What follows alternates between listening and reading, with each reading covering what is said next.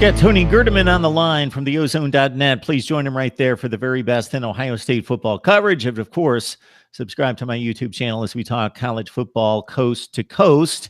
The audio versions at Podbean, iTunes, Stitcher, and Google Play. All right. This isn't necessarily going to be based on spring practice. I know that you've been right there, but the boys have only hit the field a few times. But whether it be because you think somebody's ready to break out from an obscure situation to become an impact player, or maybe somebody who's already a really good player could be a great player, or just based on pure need.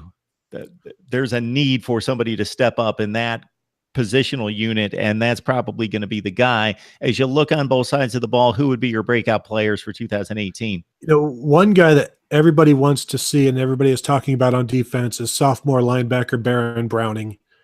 He's a 6'3", 230, 235-pound guy, runs 4.5. He's from Texas, five-star kid, the prototype, basically.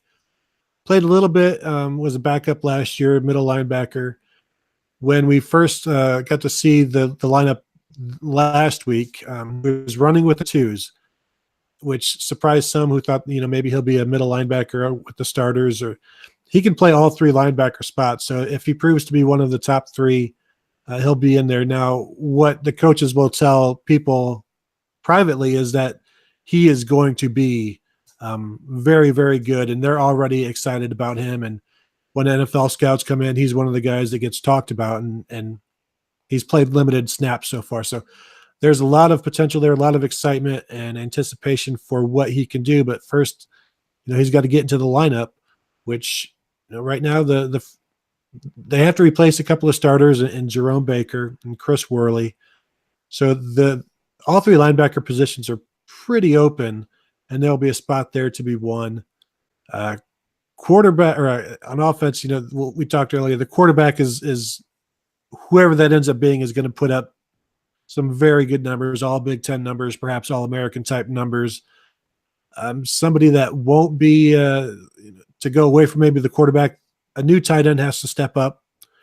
Rashad Berry is one of those guys who had, if you just YouTube Rashad Berry, you'll see some highlights of, he's a former basketball player, came in as a tight end, moved to defensive end, is back to tight end, just a really physical, freakish type of athlete. So he's got some nice highlights, basketball and football. And they return the running backs, the wide receivers.